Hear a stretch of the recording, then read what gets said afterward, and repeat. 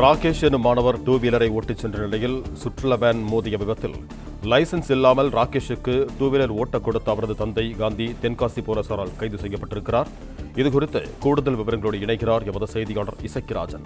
வணக்கம் இசக்கிராஜன், உங்களிடம் இருக்கும் தகவல்களை பகிர்ந்து கொள்ளுங்கள்.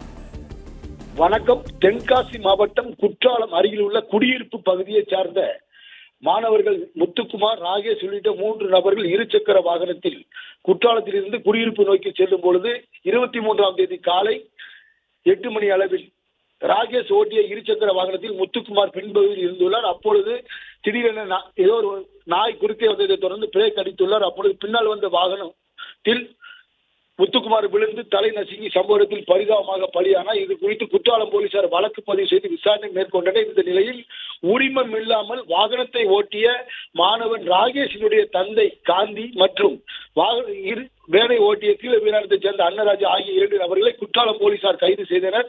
குற்றாலம் போலீசார் கைது செய்து செங்கோட்டை நீதிமன்றத்தில் 2 நபர்களை ஆஜர்படுத்தினர்.